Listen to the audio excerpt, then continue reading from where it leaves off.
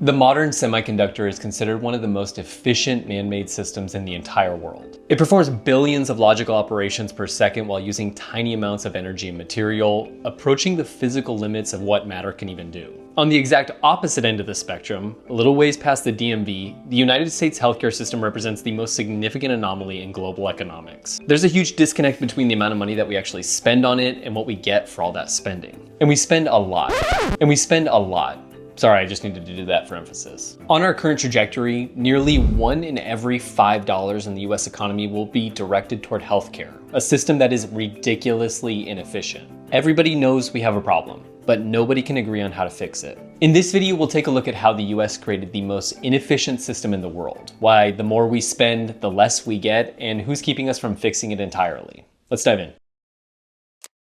So I've seen this statement posted by a lot of really smart people, and it is 100% false. To understand how we ended up with a system that is this inefficient, you have to understand that nobody sat down and designed it. A decent metaphor would be the ship of Theseus. Imagine the US healthcare system as an old wooden ship that never gets pulled into a dry dock. Back in the 1940s during World War II, as the US military industrial base expanded, the labor market tightened significantly. There just weren't enough skilled workers out there. And worried about inflation, President Franklin Roosevelt froze wages. So if you were a business owner at that time, you couldn't give your best employees a raise to keep them from leaving. So companies started to look for loopholes. They offered things like fringe benefits, specifically health insurance. And in 1943, the IRS ruled that these benefits were tax-free. That one single decision actually rewired the entire system. While the rest of the world was building centralized national healthcare systems, the US essentially locked itself into a system where if you lost your job, you could also lose access to health insurance. But you could probably already see the issue with this system.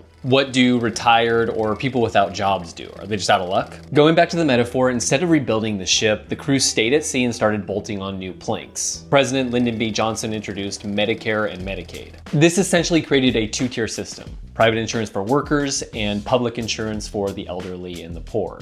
But there was no single one authority that could negotiate prices. Hospitals and doctors could now charge different amounts to different buckets of money. And by 1970, costs were rising fast. President Nixon didn't want a nationalized healthcare system, so he signed the HMO Act. And the idea was to emphasize preventative care to avoid expensive hospital stays, which were a big tax to the system. But once again, the incentives were changed. And Wall Street noticed something especially enticing. Healthcare demand is inelastic. People aren't price shopping when they have a heart attack.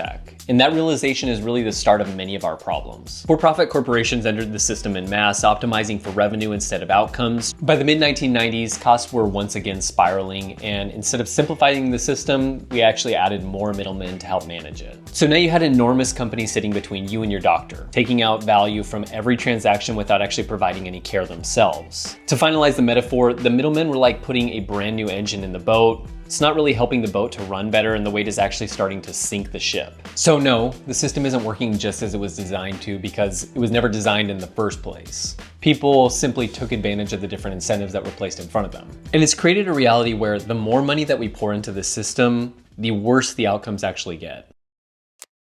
In the US, a big reason why our healthcare costs are higher is because we actually also pay for people to argue about who ultimately pays for our healthcare. Here's how much the typical person in the US spends on healthcare compared to nations that are similar in wealth to the US. And here's how our healthcare performs compared to those nations. We go to the doctor less, we have shorter hospital stays, yet we spend almost twice as much as these similar nations. For how much we spend, these are terrible outcomes. Yet these costs are increasing every single year. US national health expenditures reached $5.3 trillion, nearly triple the amount spent in the year 2000 at $1.4 trillion. So how do we get worse results despite paying more than ever? There's two big reasons: prices and complexity. We kept making fixes to our metaphorical boat, so things kept getting more complicated. And now we have to actually spend money to sort all that complexity out. It comes down to this number. The US spends approximately $1,000 per person on administration, 5 times more than the average of other wealthy nations. There's literally a multi-billion-dollar industry that has grown from the conflict between treating a patient and getting paid for treating that patient. There are entire administrative layers that include billing, coding, insurance overhead, compliance departments, prior authorizations, and entire team whose only job is to navigate the financial rules of the system. So why don't we just fix this system then?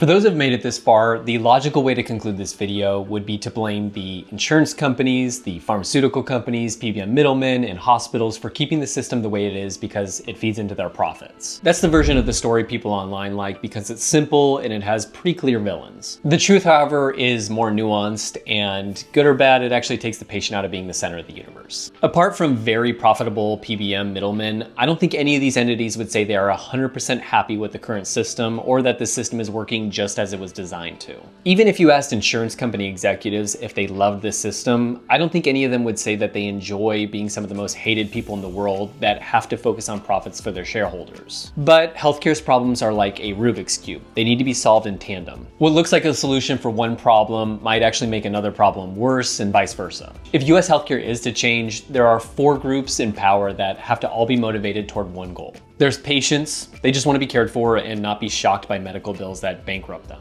Hospitals, they want to provide for their patients and stay in business. Their big issue is because how our system has been taped together, if they want to stay in business, they need to provide more expensive services to patients, regardless of if it's good for the patient. Insurance companies and pharmacy benefit manager middlemen, these are for-profit businesses, and for many of them, their first and legal obligation is to generate returns for shareholders. They do that by controlling total healthcare spending. Then there's providers. These are doctors and specialists. They want the autonomy and support to take care of patients properly and follow problems through over time. Instead, how the system's set up, they're paid for how many patients they see and documentation, which forces them to personally absorb the gap between what good care requires and what the system rewards. So yes, you could reiterate what's online, that insurance companies are the devil or that hospitals want to give you surprise bills that you end up paying, but the truth is a little bit more uncomfortable. Most of the dysfunction in US healthcare doesn't come from coordinated greed. It comes from misaligned incentives that trap every major player in behaviors that they may or may not actually like, but they can't afford to stop. If you found this video interesting and you'd like to see more like it in the future, please consider subscribing for more. This is Tyler Dutchover. Thanks for watching.